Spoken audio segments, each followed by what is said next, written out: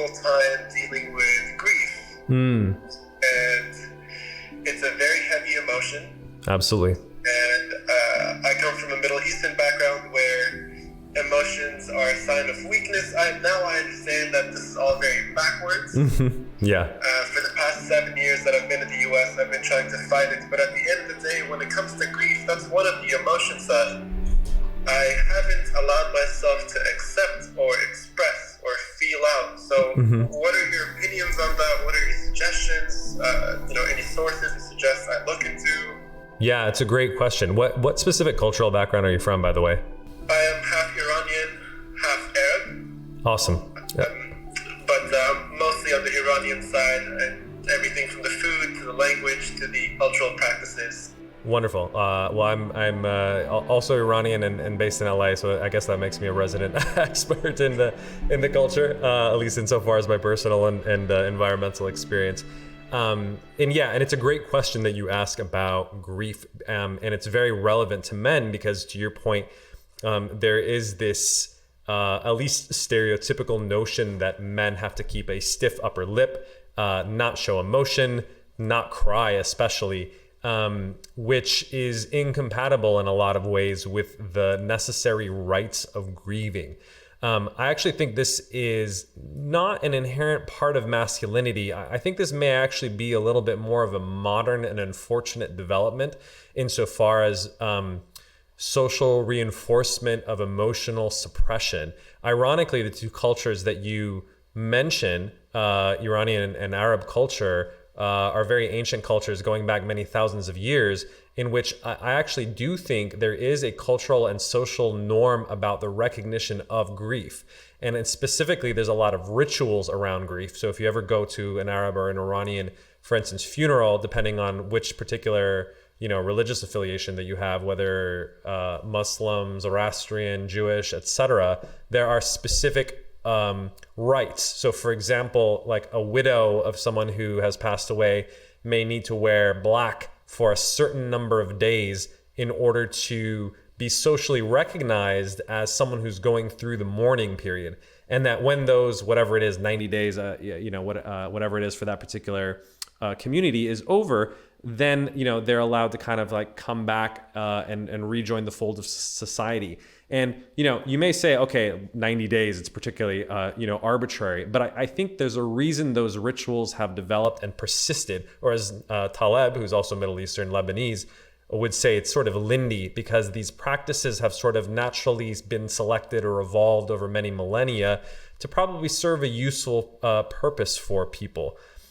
So that's the first thing that I would say is that, and I think that, by the way, holds true for men as well, in that I do think actually grieving is traditional. I do think there are rites that help us through, rites and rituals that help us through the grieving process. And I think, unfortunately, some of those, unless you're very connected with, religious or ethnic communities, may have been lost. And the other part of it too is a lot of those rites are around specifically death, right? We often, unfortunately, associate grief with the mourning or passing of someone, when in reality, there's lots of other contexts in which grief may be quite natural and normal. For instance, obviously going through a breakup of a pretty significant relationship can absolutely and probably should encompass some grief. If that relationship sort of meant anything to you. Similarly, losing a job or actually maybe even voluntarily leaving a job. If you've a lot of people put their heart and soul into their work, especially if it's kind of a high pressure startup. And so there can be quite a sense of deflation when people change or lose their work. And there's a sense of grief that can be around that. Or many other things. And I think the normalization of that is actually very, very important for men. I do have a couple resources that I actually really like to refer men to. Three probably of my favorite people and some of the leaders of some of the early mythopoetics men's movements. So the first is actually Robert Bly.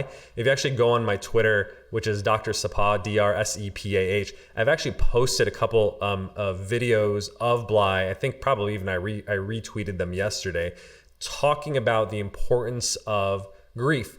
And he has this very interesting theory around grief and men's grief in particular, which is in a lot of men, you see this kind of form of depression, which in psychology we refer to as anhedonia. Or anhedonia is basically a fancy word for saying having little interest or pleasure in doing things. And this is kind of the guy who's very flat, right? He doesn't seem very depressed. He doesn't seem very sad. But on the other hand, he's not really positive. He's not really optimistic, joyous, vibrant. He's sort of lost his sense of vitality. He's just kind of going through the day-to-day motions of life.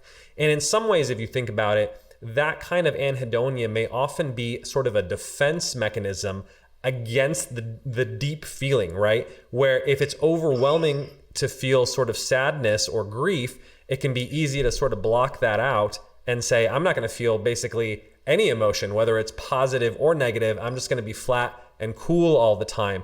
And so it's almost kind of an unconscious repression of sadness or grief because we've lost those rites or rituals and the community support to kind of go through that. And so what Robert Bly did in the 1990s is he would hold these sort of workshops for men where they go off and do these retreats on the weekends as almost like a modernized, maybe a religious version of allowing men to get in touch with their emotions.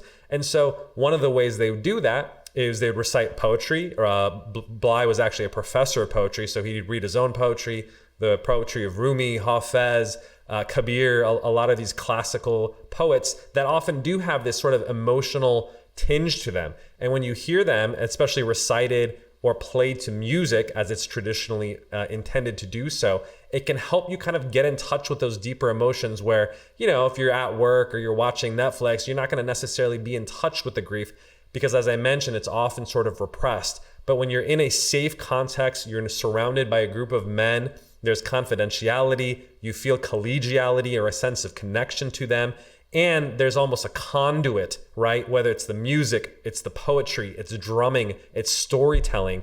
It almost like unlocks or opens up that which the emotions which we have often repressed and maybe need to repress to get by on a day-to-day basis. And so I think Bly was very brilliant and instrumental in almost helping men get back in touch with his grief. And one of the things that I really liked that he says in particular is that young boys in particular are often socialized to repress emotion, right? And especially they may have to play a role in the family in which they are kind of the strong ones, right? And so if they have to repress sort of any sort of pain that they experience, he has this theory that essentially pain and grief as emotions are so close to one another that if you repress your pain, you're basically going to repress your grief as well.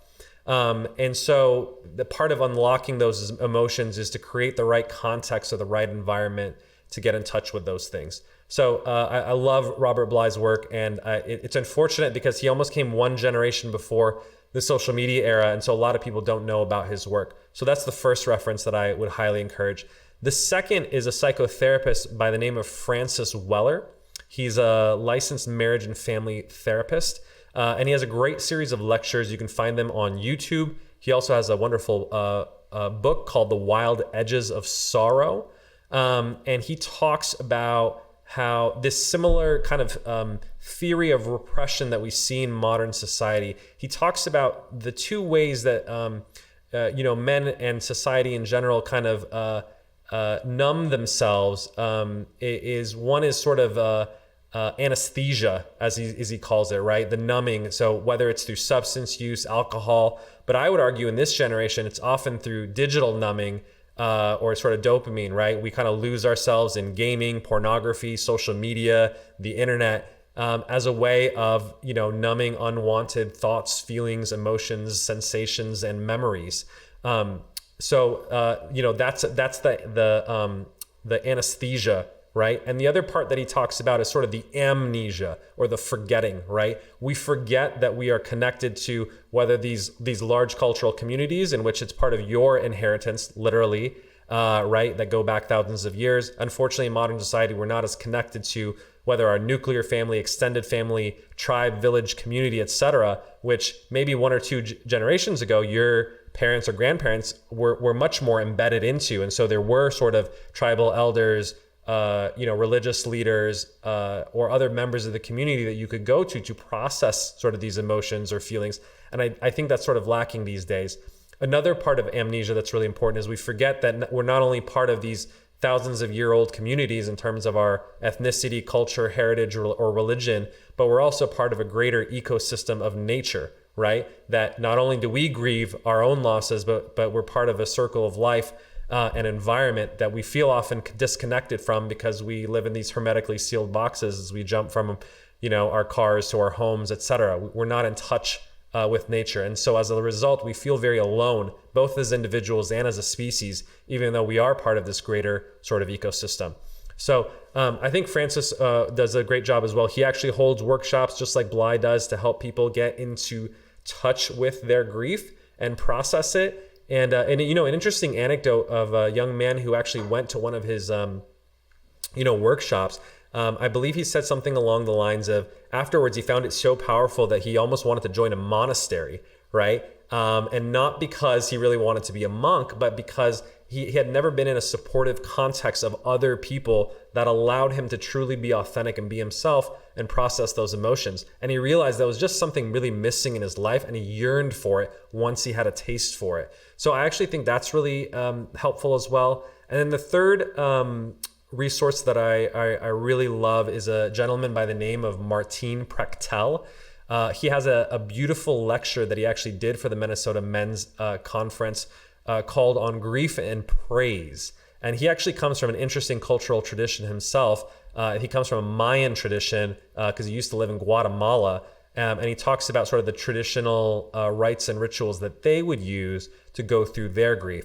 I'll share it actually after the show notes. It's kind of a 3-part series, about an hour long, but it's brilliant. And he also has a book that goes along with it called The Smell of Rain on Dust, and it's a very beautiful and poetic treatise on grief. And this whole thesis around grief is that grief is essentially necessary for anything that you love or care about deeply, because in his opinion, grief is essentially praise. When you lose something or someone that means something to you, when you grieve it, you actually praise it as being worthwhile or meaningful to you.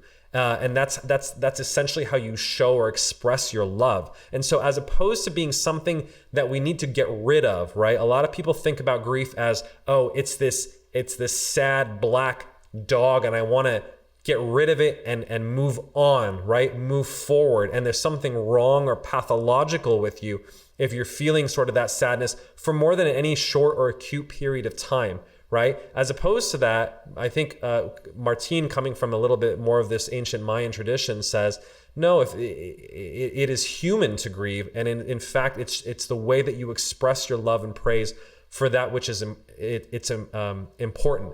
Now, there may be a deeper period or a darker period initially when you're grieving something, but the argument is that it may not go away forever, right? If you lose someone who is particularly meaningful to you, you may always have that sense of sentimentality or nostalgia or maybe even sadness for the rest of your life, but it will almost mature or ripen or develop as the sort of days, weeks, months, and years go by. And so it's not something to be eliminated or be done with forever. But obviously you do want to be functional. You might want to go back and rejoin society. If you had a loss of a relationship, you may need to find a new one. And so it doesn't mean you're going to stew in that pit of despair forever. But like I said, it may take on a little bit more of a bittersweet quality in which when you revisit that person or that thing that you lost, you can feel both the positive and the negative emotions around it. Savor it, right? Praise it, enjoy it for what it was, and feel, yes, a sense of, bittersweet longing, nostalgia, sadness, etc. that goes along with it. But that's what in fact makes you human. That's what makes that thing or who that person was, quite frankly, worthwhile. So I really like all three of those resources, Robert Bly, Francis Weller, Martine Prachtel. I think they're really like, if you want to call experts or gurus around grief, and they've done really, really wonderful, deep work, both in their speaking and in their writing. I think they're actually brilliant, better speakers and writers than myself. And so I highly, highly recommend them as resources that will help you maybe find a richer and deeper understanding and relationship with your own grief. Thank you. I really, really appreciate the in-depth answers you gave. There were so many takeaways, and I have a direction of them. So I really... Yeah, my pleasure. And I think it's such a great question, and it's something that's sort of near and dear to my heart. If you literally, you can, by the way, you can do Twitter searches. Most people aren't aware of this. If you go to anyone's Twitter profile, so all you have to do is type from semicolon their username. So in my case, Dr. Sepah, DrSepah, and then type in the word grief, right? Grief or grieving. And it'll literally pull up every single tweet I've ever written about grief, which at this point has probably been in the dozens. I think I'm probably one of the only people who ever writes about grief, because I don't know, maybe people find it too sad to talk about. But like I said, I don't think it's just about mourning loved ones that have passed away. I think every single person who's listening right now has experienced grief in some form, just as we've expanded our idea of trauma, right? Trauma is not just when, your life was threatened or someone very close to you threatened, maybe for the strict definitional criteria of PTSD, but I think there are sort of smaller traumas that people experience on a day-to-day life, just as there are smaller kind of grief and grieving that we need to acknowledge as well. And I really hope, and part of the mission of Maximus is to get men in touch with their grief, so that they can better process it. They can,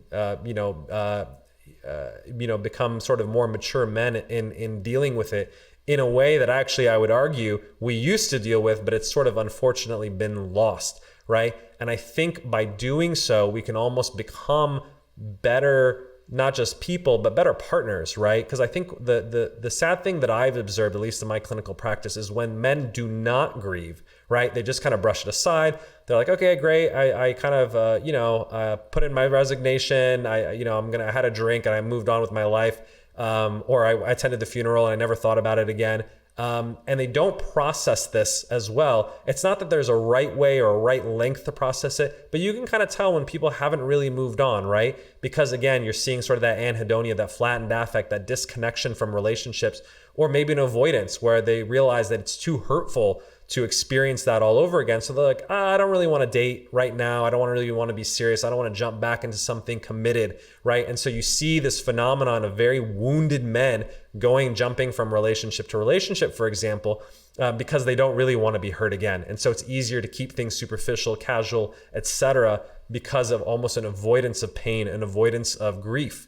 And so that's why I actually do think it is very important to be able to handle it in a mature way, not as this terrible or pathological thing, but as a normal part of life that it's going to come and go, just as the tides and the clouds come and go on a regular basis. And so in some ways, my argument is, in fact, we should befriend our grief, right? We should have an acceptance or a willingness to have it as kind of a companion, not an easy companion. It's obviously not a fun, bubbly kind of friend that you have, but it is a kind of a dark and meaningful companion that's instrumental to our lives, because as Martine said, right, it's what makes life sort of rich, and it kind of shows that you care.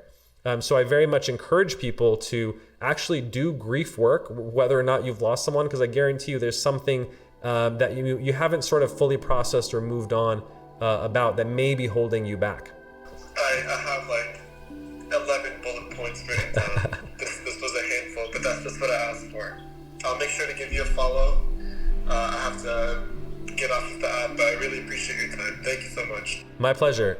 Wishing you well on that. And if you ever want to call in, we'll be here every Thursday at 6. And if you want to talk through it a little bit more, I didn't want to necessarily delve in to details if you didn't want to, but I'm always happy to anytime.